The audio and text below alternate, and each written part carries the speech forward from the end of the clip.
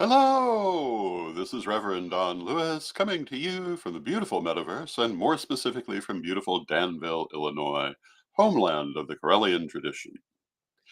And this is Midday with Reverend Don, and as you know, if you follow Midday with Reverend Don, you can type your question or comment on whatever platform that you're watching on, assuming that you're watching live, and for the most part, they'll show up here in my chat room. And we can communicate directly that way.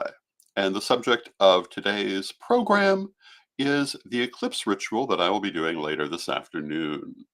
And um, I have a few other things to talk about as we go forward as well, but I want to start by saying that on Friday, I believe that I had said that I was going to start the ritual going on 1 p.m. Central.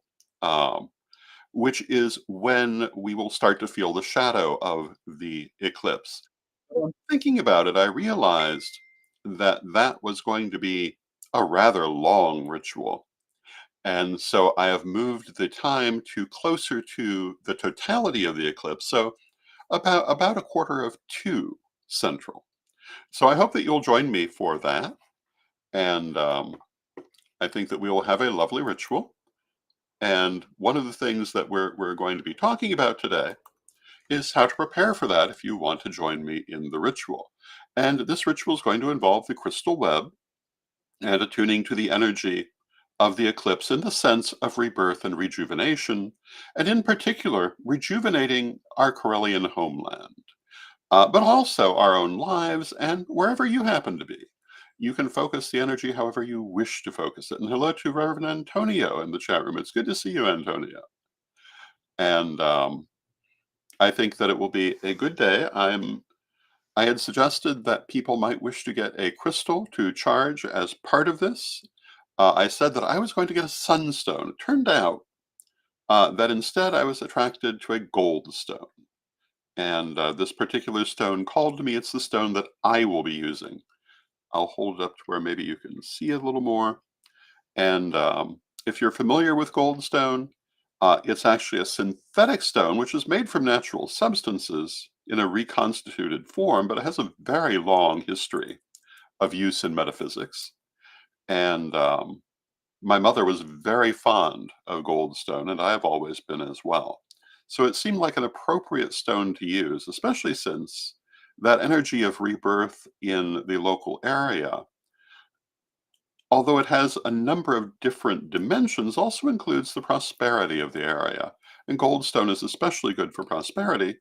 And it's also strongly solar focused. It's one of the various solar stones. And hello to Renee in the chat room. It's good to see you, Renee. Well, again, this will be my stone. Your stone can be a plain old clear quartz crystal. That's perfectly fine. Or any of a number of other stones, any stone that appeals to you, really. But the various solar stones, such as goldstone, such as sunstone, such as citrine, um, these would be the ideal stones for attuning with the equinox. And again, what do we see as the energy of the equinox? Do we think it's going to provoke the Christian rapture? Well, we should be so lucky. I have no such anticipation. And hello to Swackfan in the chat room. It's good to see you, Swackfan. Rather, I would say it has to do with releasing the old when the light of the sun disappears, and then manifesting rebirth as it returns. So our focus is on that act of the return of the sun. Um, if you think about it, you know that I often speak about the chaos moment, that moment when all things become possible. And of course, the chaos moment is really every moment um, when you take the action of breaking existing patterns. In this case, the universe itself is breaking existing patterns, at least theoretically, and it's giving us a perfect chaos moment, which allows for releasing a new beginning and allows for setting new directions.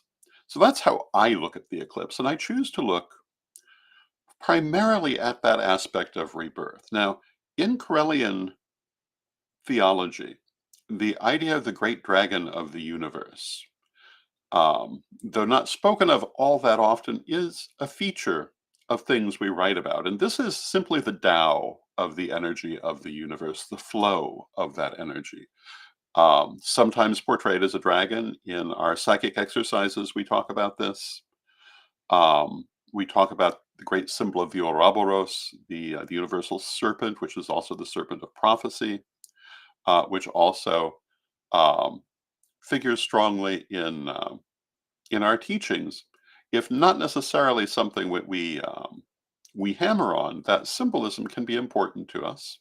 And in a manner of speaking, um, the eclipse is the rebirth of the dragon, the rebirth of the flow of the universe, the rebirth of the sun, the rebirth of whatever attunes itself to that energy. Now, one of the things I want to talk about today is how to create a crystal access point if you don't already have one. You can do that during this ritual. You can do it leading up to the ritual if you prefer. Um, and during the ritual, we want to bless our stones, and it will be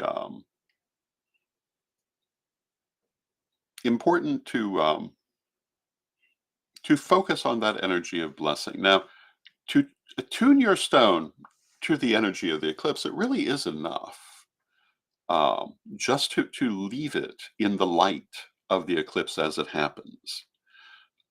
Having charged it to attune itself, it will do so.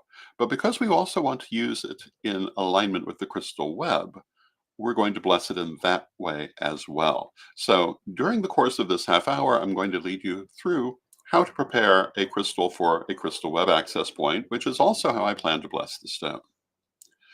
And this will be part of what we do later in the ritual. And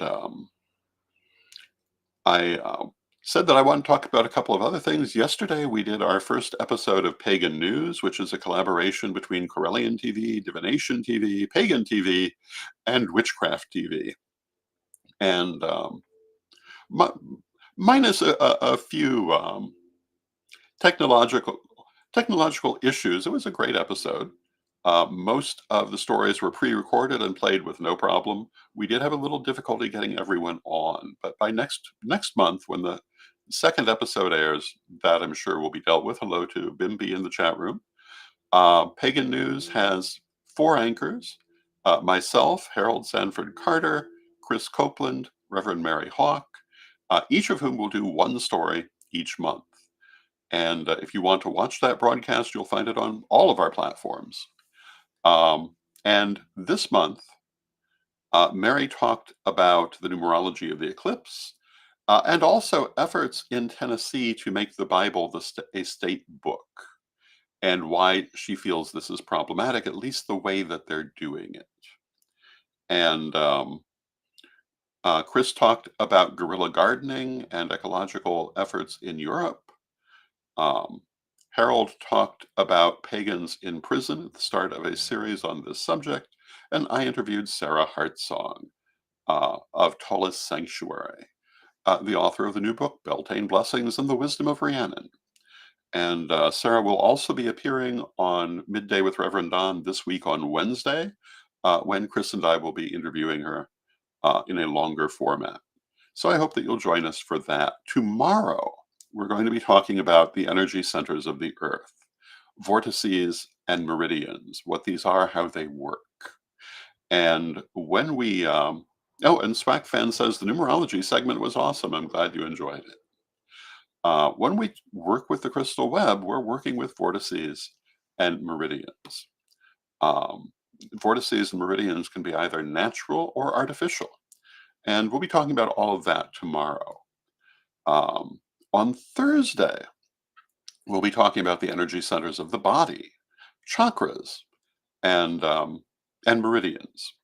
The meridians of the earth are ley lines. But we'll be talking about all of this on those days. And just as with the energy centers of the earth, the energy centers of the body um, are inherently natural, but can also be either artificially augmented or, in some cases, special artificial engines. So we'll talk about that perhaps a little bit. I think you'll find it interesting. Hello to Reverend Mary in the chat room, and Reverend Mary has traveled to see the totality of the eclipse, and I think it will be a spectacular event.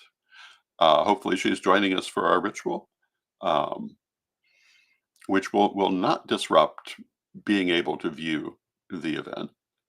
Um, I think that assuming you have your little eclipse glasses, which we do, and maybe a little eclipse shield for your phone if you want to video it, I think it's well worth watching. I don't believe there will be a similar eclipse visible from North America for I think it's 20 years, many years to come. And I do not personally expect to still be alive at that time, having reached a certain point in life. So for me, I'm expecting this to be my last total eclipse, at least in North America. Perhaps I'll journey somewhere to see another one. And as I've said, we've been working with solar eclipse energy for many years. We did our first crystal web solar eclipse ritual on May 10th of 1994. And for the exact same purposes that we're doing this one for. I've talked about how that 60th year is often said to be a reset, and certainly for me it has been. It's been a very interesting shift in my life. And the fact that I'm here in our Corellian homeland doing this ritual, more or less as we did all those years ago, is something I would not have expected at this point in life. And Mary says, yes, we will be joining you for the ritual. That's wonderful.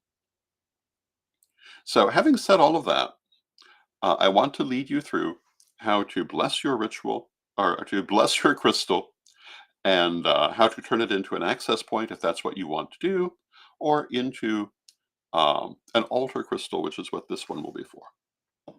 So, let us begin by clearing and releasing all excess energy.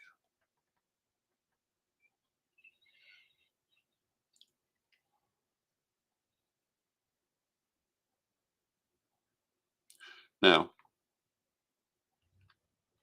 generally speaking, you want to create a circle.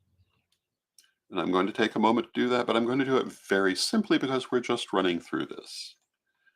So I want to take a moment to cleanse the energy. I'm going to imagine a beautiful yellow-white light running counterclockwise through my space, cleansing any and all negative energy out from this space. And of course, when we say negative energy, we don't necessarily mean anything oogie boogie. We mean uncharged or unfocused energy, most commonly. So we clear that out, and behold,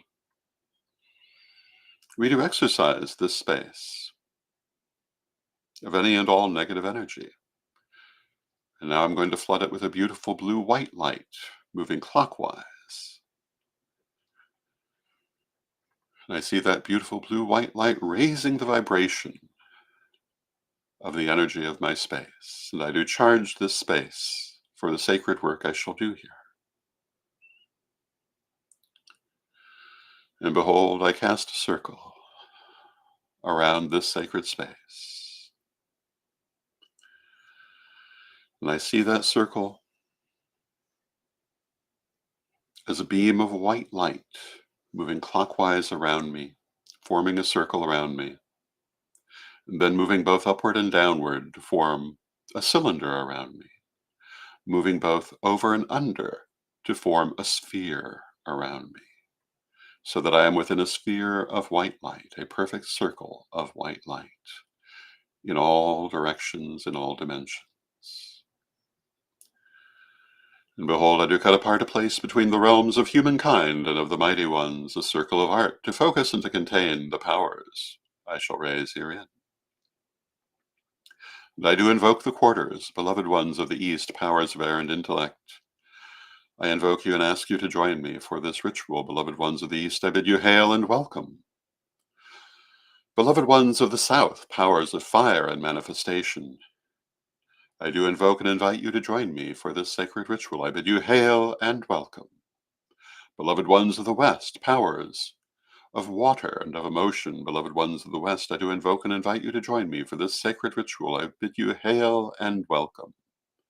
Beloved ones of the North, powers of earth and integration, I do invite you and invoke you to join me for this sacred ritual, and I bid you hail and welcome.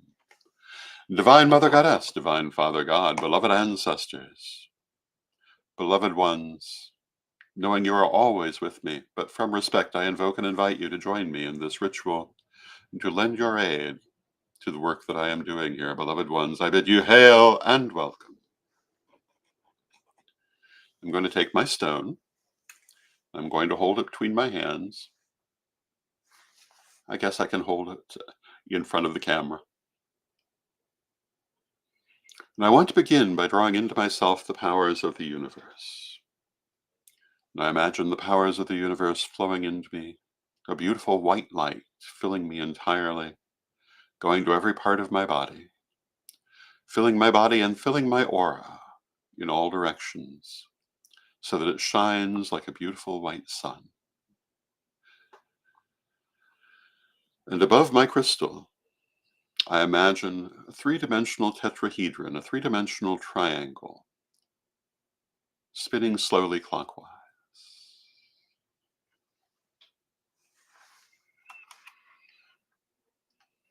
And I imagine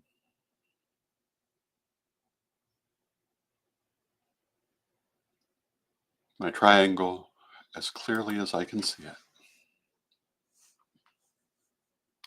And I become aware of my heart chakra, and into my heart chakra, I summon the energies of the universe that I have placed into myself, and I see my heart chakra growing brighter and stronger and stronger and brighter. And from my heart chakra into my crystal, I send forth a beam of beautiful, clear green light.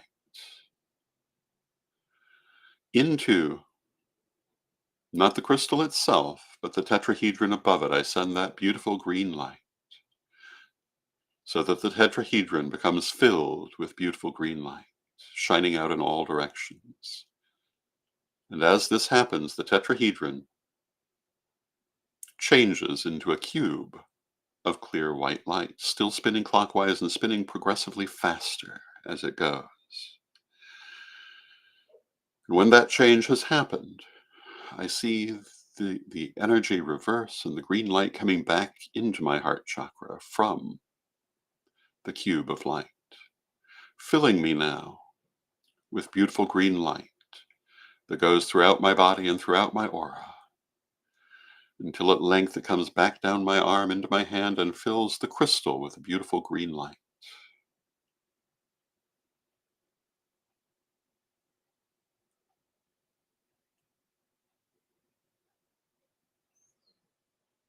And behold, I charge you, O crystal,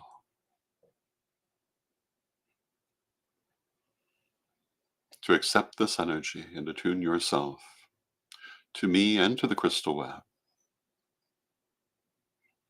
and to the energies of this equinox, of this eclipse,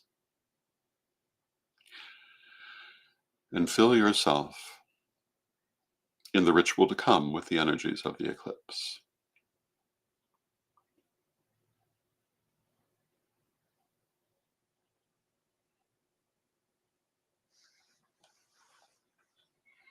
I allow the crystal to fill with that beautiful green light until it has taken all that it can take.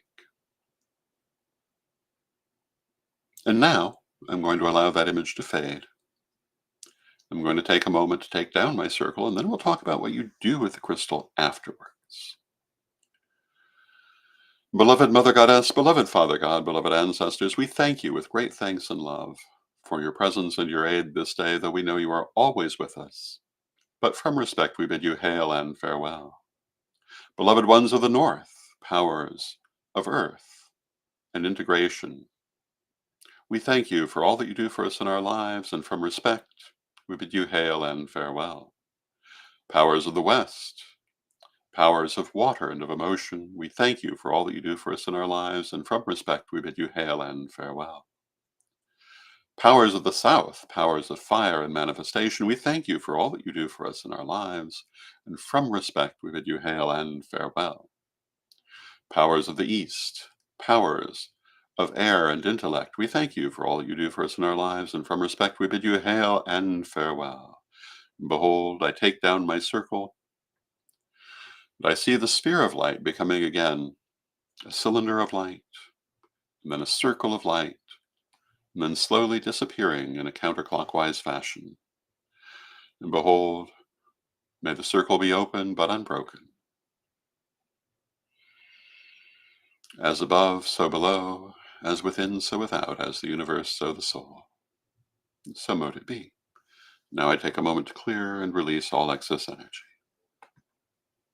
And I want to say hello to Reverend Eric in the chat room and to Michelle in the chat room. It's good to see you both. Now, if you are creating with your crystal a crystal access point, what you're going to want to do is to create a hole to bury it in or a place to receive it. Um, they've also been known um, occasionally to be placed in water, in bodies of water, in various objects, but most commonly they're buried, and you'll want to do this when you're ready to create your access point. You may choose to do it during the later ritual, and then you want to cover it over, place your hands over it, charge the crystal to connect itself to the crystal web. And ideally, you should physically see it connect. You should see the white light go into it as you bless it, and then shoot out to the closest other crystal web access points. And because there are so many, there may be quite a few little beams of light shooting out from your access point as it connects. But if you're not accustomed to seeing energy, well, then you may not actually see it, but you should certainly feel it. If, however, you're doing what I'm doing, you will take your crystal and you will charge it again during the ritual this afternoon to attune to the energy of the eclipse. I will be opening the crystal web to attune the entire crystal web to the energy of the eclipse, to attune my crystal to the energy of the eclipse. And that is what we will be doing. And then I will place this upon my altar. Perhaps for important occasions, I may carry it. I made it a point to get one small enough to carry. And that is what we'll be doing. And you'll notice that I do occasionally have to search for words. I certainly know that an equinox and an eclipse are not the same thing, but I'm of an age now where that's something that's just going to happen, and it's part of the territory. Um, but I hope that you will join me for the ritual later. I think that it will be very empowering. And again, I am focusing on that energy of rebirth from the return of the sun's light, from that moment of chaos when the light disappears, and moment of rebirth when it returns. That is where I'm focusing my energy for the things I want to see develop going into the future. You can also focus on those things during the disappearance of the sun's light that you want to let go of. And I may do a little bit for that as well. Um, because really, this is a ritual of releasing and manifestation. As I say, I want to put my emphasis on the manifestation, but the releasing can be important also. And I don't know, is there anything else I should say about that? When you use a crystal web access point, the way that you open it is that you will see your crystal buried in its place within a cube of white light. You will send energy from your heart to that cube until it transforms back into a tetrahedron. That's how you know your crystal access point is open. And I want to point out that if you want to read more about this, you can go to correllian.com/crystal-web.html, and you'll find it all written for you. Um, but that's how you open it. And how do you close it? You simply let it close. It knows how to close on its own. You don't actually have to do anything. Just let the image fade. We often use the crystal web in rituals. We often um, use it for individual purposes of magic or healing or communication. And it is a very powerful engine. You can also join the monthly ceremony, which occurs on the 11th of each month, to heal and revitalize the crystal web. And I'll probably be talking more about those in future. They have been going on now for many years, and some of them in the past have been broadcast, some have been not, but they've been going on for a long time. So with that, I see that we're coming down toward the end of our half hour. Tomorrow, again, I'm going to be talking about vortices and ley lines, which are effectively the chakras and meridians of the earth. And the crystal web itself is an artificial construction of synthetic vortices and ley lines. And as with stones, some people foolishly think that being created means it has no power. This is absolutely not true, and I would recommend my little sunstone here as a perfect example. Pick up a sunstone and feel its energy, particularly if it's being used magically, and you'll find that it's just as effective as any other stone. The fact that it is a synthetic stone, albeit made from natural substances, does not detract from its ability to be used. And I think this is true also of artificial vortices. And if we look at the great vortices that people commonly work with, some of them seem to be very clearly natural. Others, there are some questions as to whether they are natural or have been created through use. And hello to Mystique in the chat room. It's good to see you. Every time we create a magic circle, we're creating an artificial vortex. That's what it is. If you create a temple where you keep that energy constantly in motion, it will continue to go even when you're no longer there. The area will receive a charge from that constant use. This is how you would create an artificial vortex. It's one way to do it. With the crystal web, we don't use the energy constantly, but we use it very often. And that keeps it in motion. It keeps it going. And I was talking, was it just Friday? Maybe it was Friday.